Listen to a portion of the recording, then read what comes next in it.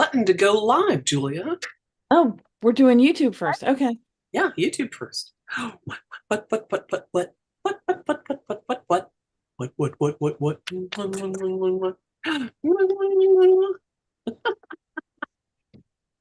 It's Tooltip Tuesday once again. Go live, Julia. Oh, we're doing you. We're live on YouTube. It is We true. Make sure you hit the like button. are prepared. Like button. Okay. Fun with puppets. Yeah, Fun with stick puppets.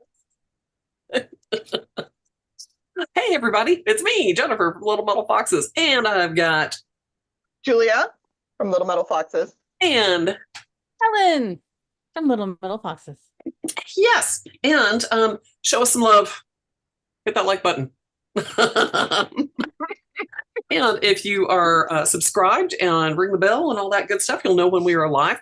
We love to get your feedback and your questions. It's always helpful for us. And if you've got ideas or things that you would like us to see us talk about on Tooltip Tuesday, shoot us a little message in the comment area there below.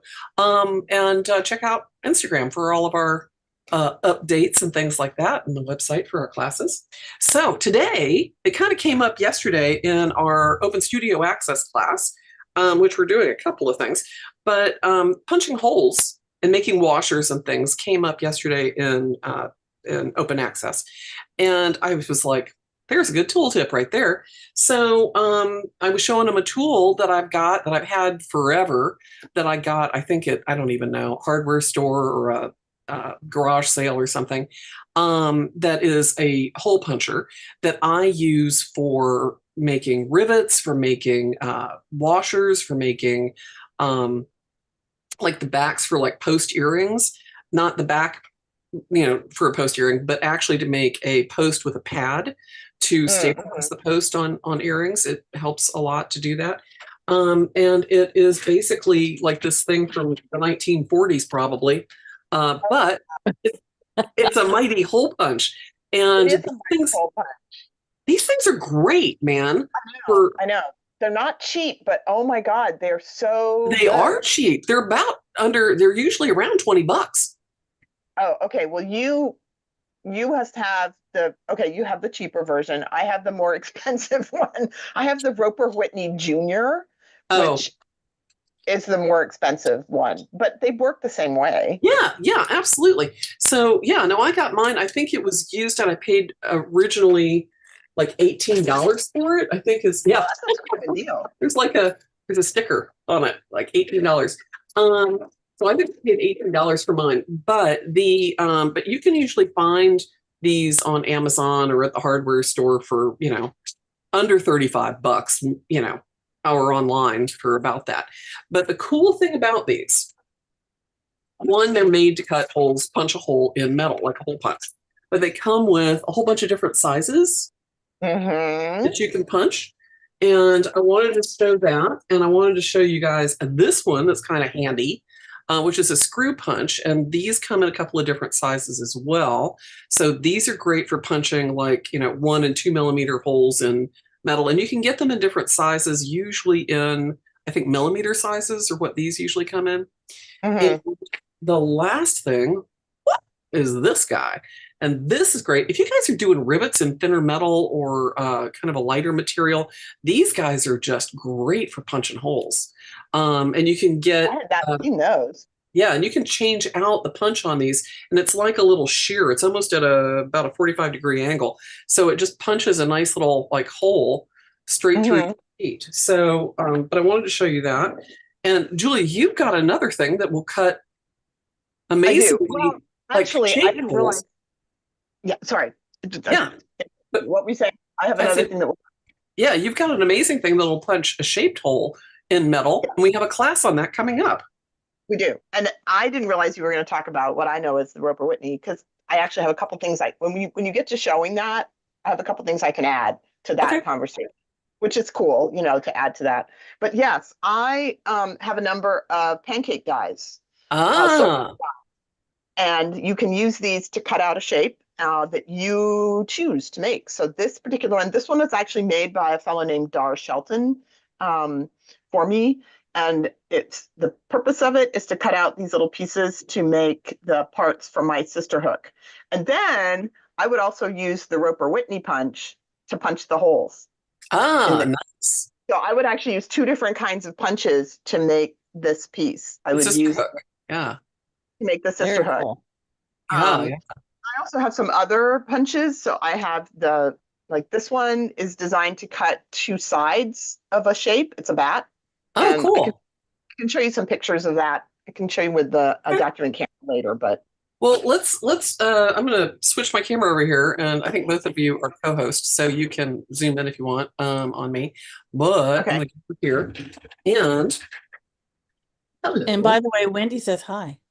Wendy, hi. Hi, Wendy. Whoops. I've spotlit the wrong person. There we go. Spotlight Hello. myself. Need to So- spotlight Jennifer. There we go. There we go. So yeah, the cool thing about the heavy duty industrial size one is that it's if you're doing a hole or along an edge, it's kind of nice, or if you need to go into a certain spot in the metal, it has a stop. So it will allow you to go in so far, and you can adjust that stop, which is really nice. But the other thing that's really kind of cool about this is being able to change the hole size. So this comes out like that. And in the front, you've got your punch. And in the bottom, you've got the screw that has the die in it. Come on out, come on out, come on out. So you can change up your punch and your die really easily, like that.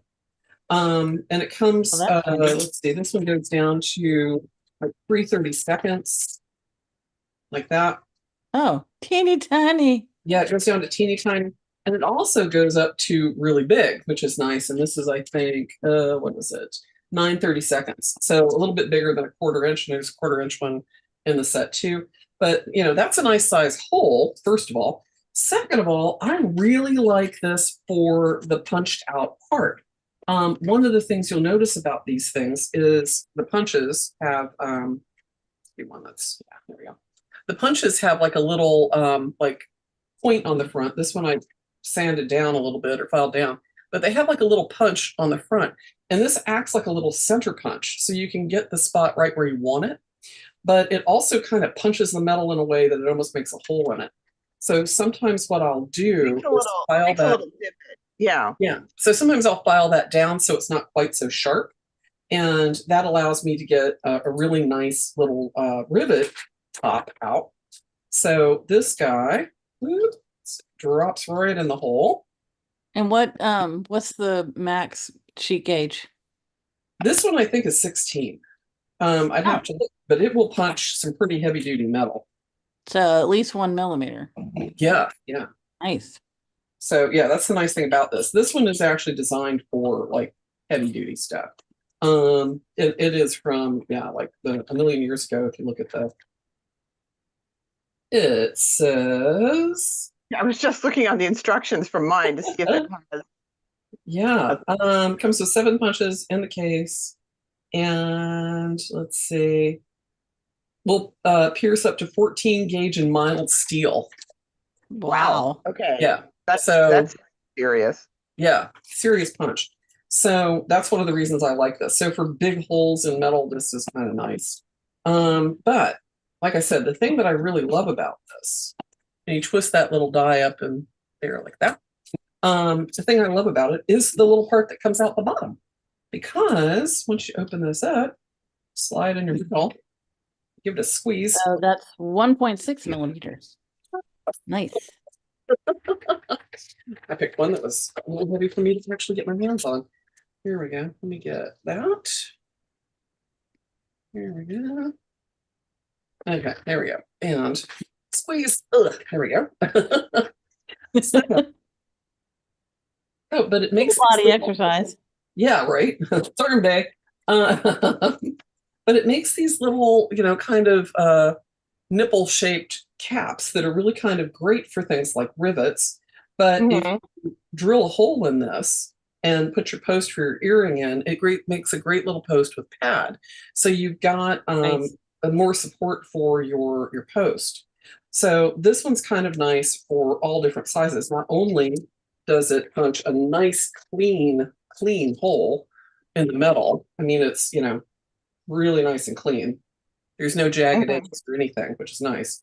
And it's a precise size that you can kind of pick. Um, Mhm. some good benefits to that.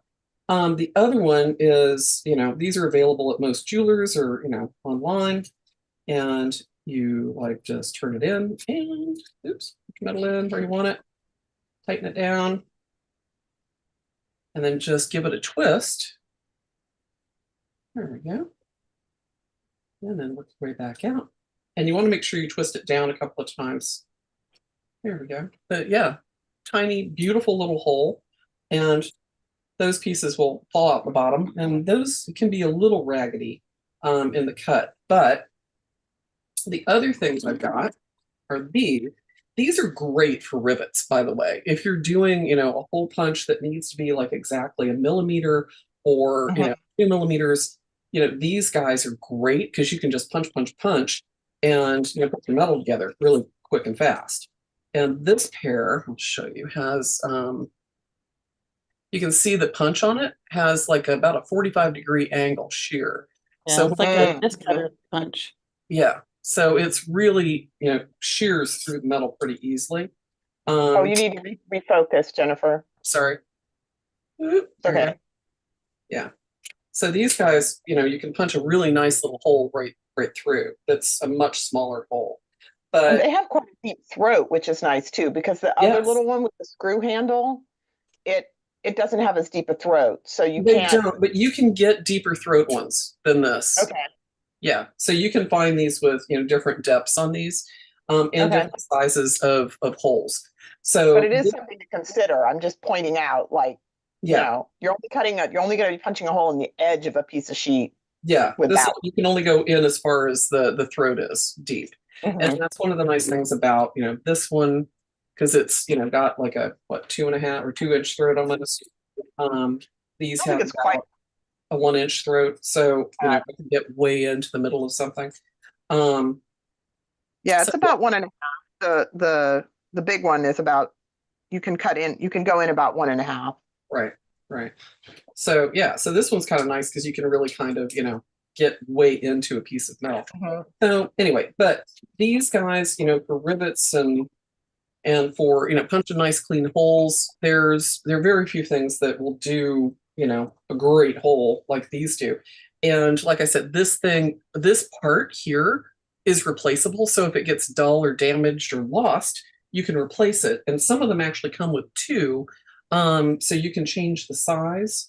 So, but yeah, this one's kind of nice for that. And this one is from Euro Punch. And this one is a 1.5 millimeter. So which is nice because it just, has that information around. But you can also find these in different shapes. Okay. What? I know. So they have like That's cool. I've seen squares and ovals. I don't know how many different shapes they have, but I know I've seen squares and ovals in these as well. So not only do you have different sizes, but different shapes, which is kind of nice. Um, this one I've only seen in circles as well as the bigger one, but this one's kind of nice, stuff like that. Very versatile and not too terribly expensive either, which is one of the nice things about it. Yeah, so there you go. Ta-da. So there's my hole punchers for today. So Julia, what's your hole punching situation look like? So, what's cool, let's unspotlight you. Oh no, you did it. So a couple of additional things about this one. So I have this guy, which is the Roper Whitney Junior, Roper Whitney #5 Junior hand punch. And it comes with the same basic idea of the parts, but you can buy additional dies for these in different sizes, because when I was getting ready to make this sister hook, the punches that were the sizes that came with it were not, there wasn't one that matched a piece of tubing, a piece of commercial tubing, because Right. this has a piece of commercial tubing as the tube That's rivet. Yeah. Right. And so I needed a hole that was going to be exactly the size of that. And so Right. I These are great for punching holes for tubing to go through, aren't they? so clean.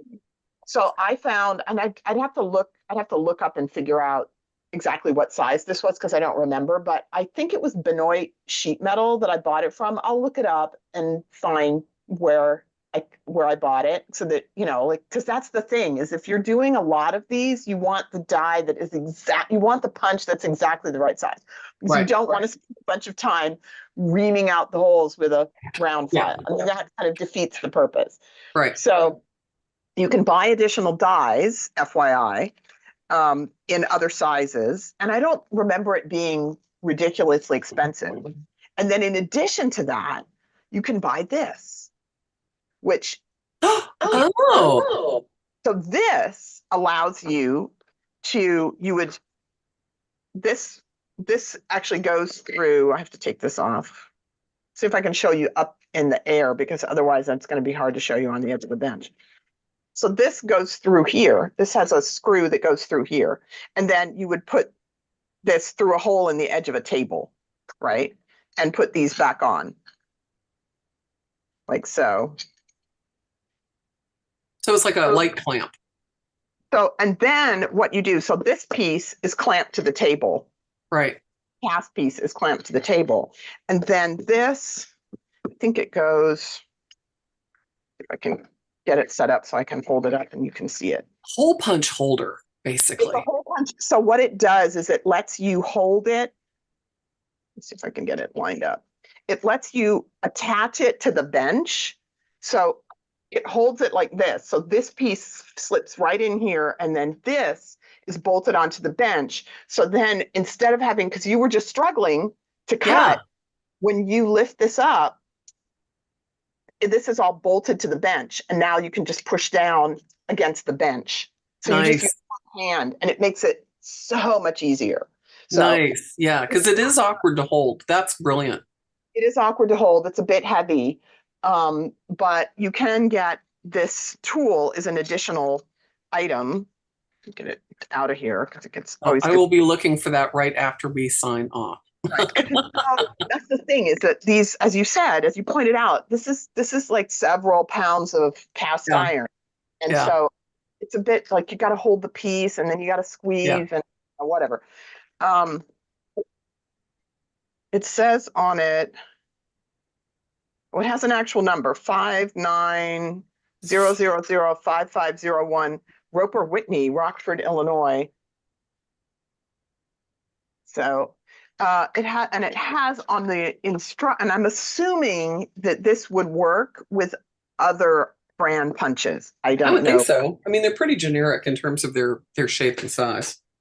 Right. And then it says bench mounting base use requires a 7/16 inch hole in bench for 3/8 inch hooked clamp rod.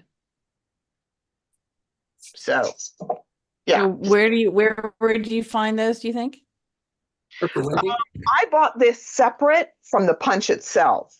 So, I think if you looked up like Roper Whitney #5 junior hand punch bench mounting base or something. Let me see. There's probably I got the wrong glasses on, but I'm looking to see if there's a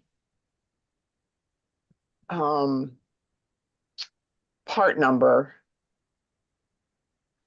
And it doesn't have a part number on this list because this list was the parts that were in the case, in the box, right?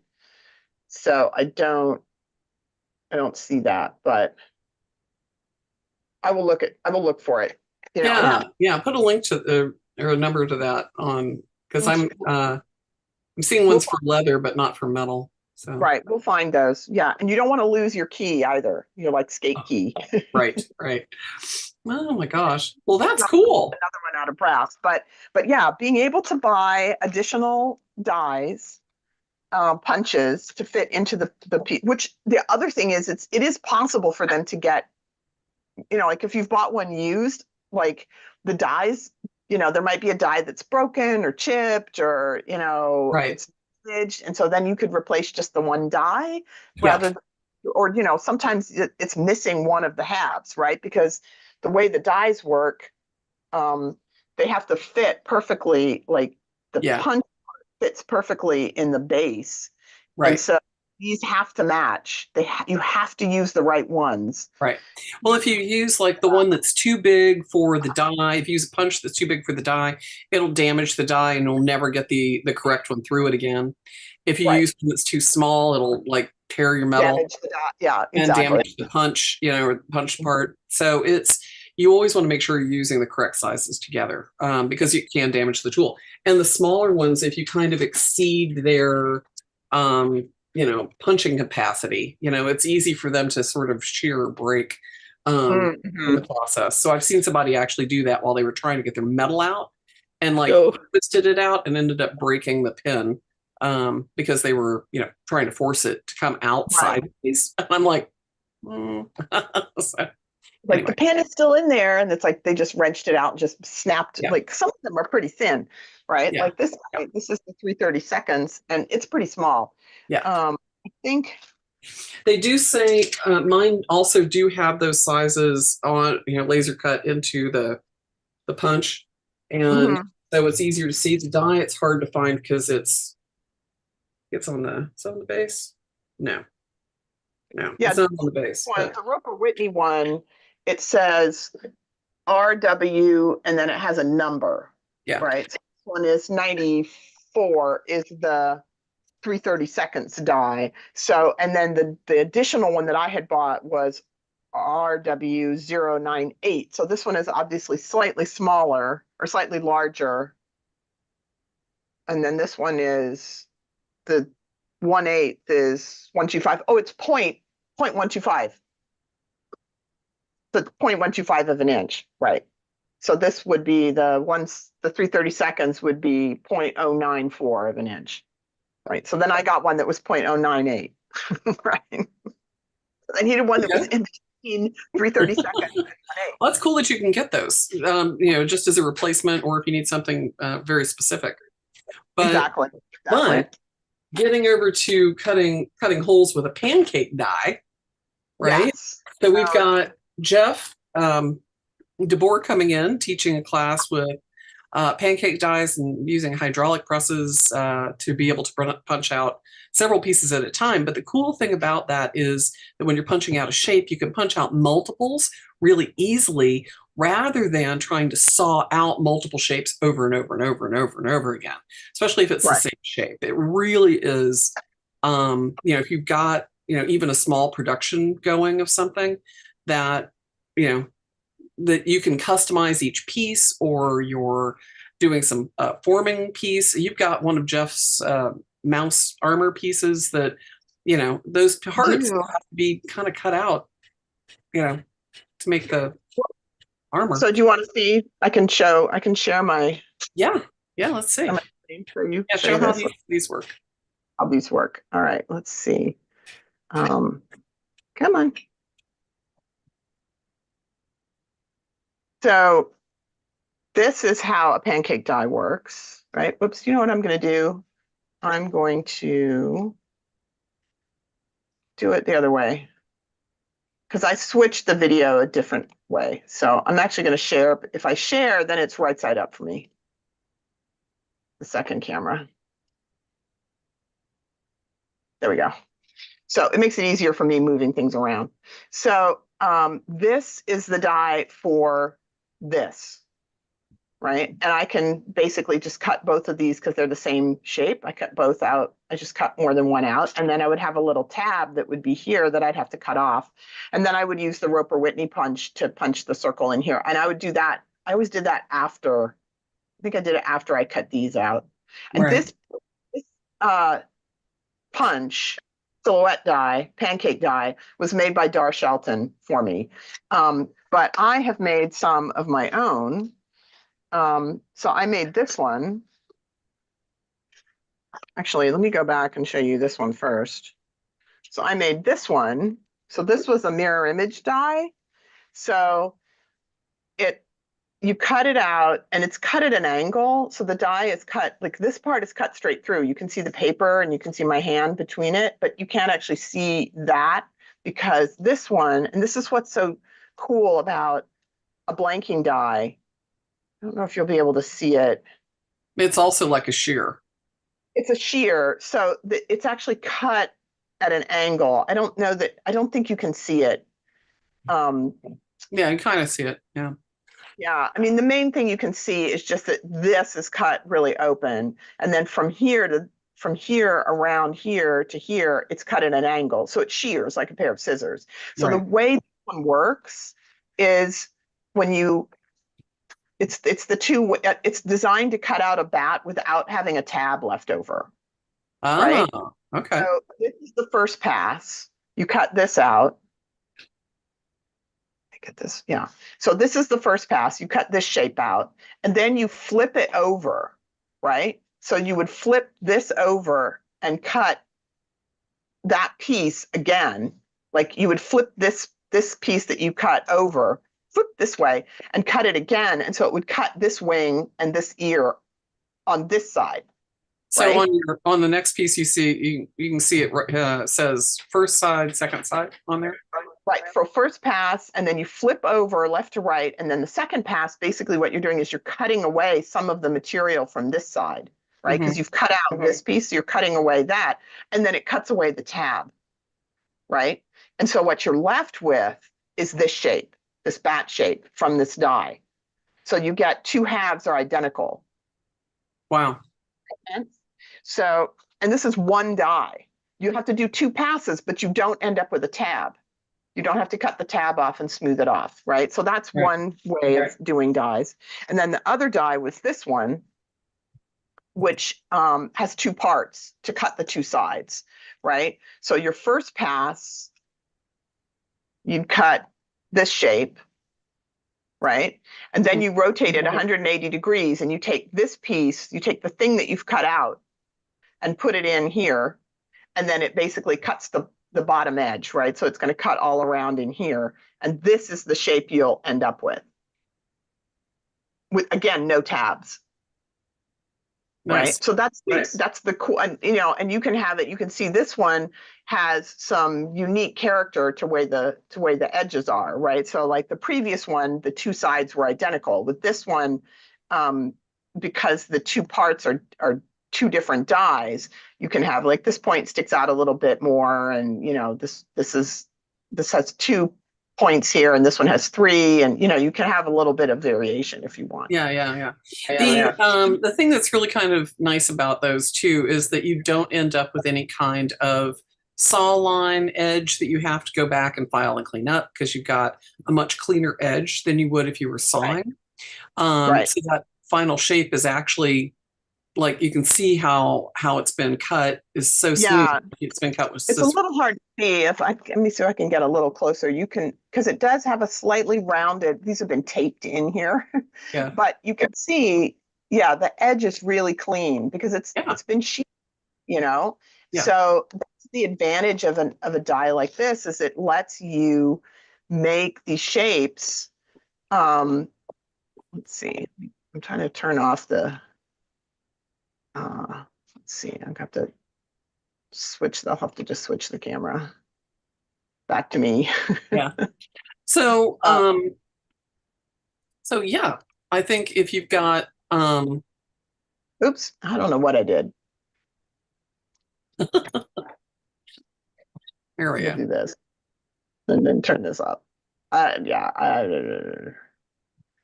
now You've got a spotlight on you. well, I'm trying to undo that and I don't know how to undo that. So it's one of the weird things about Zoom. Let me turn this off. There we go. I just had to turn off the camera. So anyhow, sorry. I'm still, every time I do this, I get it. It's Well, there you go. So anyway, the guys are awesome and they can let you cut amazing things. Jane Redmond does a ton of really cool stuff with pancake dies where she cuts out multiples and folds them up. Sure, yeah. Well, and I think So with take a look at Jeff DeBoer's work. Jeff is an amazing metalsmith, Canadian metalsmith. We've had him teach with us before. His classes are amazing. He has so much knowledge to share. So the blanking dies that he does can be done with steel that you can get locally, and he has the information for that, how to cut out those angles properly, and make a shear that's custom to your own work. So it really is a way to work smarter, not harder on something. well, it gives you, because you can buy blanking dies, but if you're buying a blanking die, you're buying a blanking die that other people have access to. So this Sure, way you yeah. can make a die that's yours. The last thing I will say is that all of those pieces that I cut out, I didn't use a hydraulic press because I don't have a hydraulic press. I Right. cut Yeah. them in fairly thin metal, and I used a 1/2 ton arbor press is what Yeah. I used, which was cheap. I got it at Harbor Freight. Yeah. So for those people who are like, I can't afford a big, Bonnie Doon hydraulic press, and oh my God, they're so expensive and they take up a lot of room in the studio. The arbor presses are not so big. They're, a lot more reasonable in terms of their cost, or what, $50 maybe? Uh, I don't remember. I don't remember. yeah, But they're usually like definitely under like $75 for a small arbor press, and Mhm. you can use them for doing like small hydraulic die stuff, and for doing things like that for the pancake die. So, what else you can use them for? You can use them for stamping. oh yes. Mhm. So you can buy a ram that has a hole in it that with a set screw, so that you can take a stamp like the Impress Art stamps or any other letter stamp, and you can put it in there, and then you can stamp. You can use that. You can place something very precisely, and then use that to stamp rather than using a hammer. Oh, cool. Yeah. Good tip. Mhm. All right. Great. Yay. Go Oh, punch Valerie, the Valerie thing. says her arbor press was $69 from Harbor Freight. Yeah. I Yeah, knew it was right in that I range. think the old ones, back when I bought mine, was probably in the $50-$60 range. They're probably a little more now. We didn't Yeah. talk about them. Vevor Oh, has one on Amazon for 47 pounds. So yeah. Yeah. There's but yeah, you're using speaking of the little hole puncher for stuff like kombu if you're punching foil. Right, yeah. exactly. So there's it's like punching metal. It's like, well, how thick is your metal? Like the class Exactly. that Jeff is doing, he wants to be able to punch stuff that's pretty thick, because then he forms it and chases on it and does other things. If you want to punch thinner stuff, you can absolutely do that with an arbor press. Or if you're punching foil for kombu, you can Yep. use. Or even copper foil that's thicker than, kombu. Absolutely. Yeah. 'Cause I've done that before, and I've used them as actually inclusions in the glass. I've also I was gonna say enameling. sweat soldered them onto other, like fish shapes onto coral, things like that. So Yeah, and Yeah. you can certainly punch like a 30 gauge, Mhm. metal with this. And so you could do a little 30 gauge, and then, like you said, sweat solder it down and then roll it through the rolling mill. So you have this like it's like faux marriage of metals. It kind Yeah. of looks like it's cut all the way through, but it isn't. Yeah. Right? Well, and even if you're doing like stamping those out of even a thin piece of like brass and running it through the rolling mill to get like a texture on your metal. So there's all kinds of great uses for Mhm. those things. And if it's, thin enough metal, you can even do punch it out and then use it for enameling. So Hmm. because do like lightweight little like for earrings and ornaments and things, it can be, pretty lightweight. So yay, cool people. Go Yeah. punch some holes and So stuff. there's a ton that can happen with punching something out, But yeah, check out Jeff's class, because it's going to be awesome. It's not just making the dies. He's going to talk about making the dies and all the angles and all of Yeah. that. And then Yeah. he's going to talk a lot about hydraulic press tricks. So even if you don't own a hydraulic press, if you have access to one, because many people do in their local shared spaces, often will have a hydraulic press. True. True. That is true. Yeah. I know. Awesome. Okay, everybody. hit that like button, and go punch some holes in things. And we will see you next week on Tooltip Tuesday. Have a great week, everybody.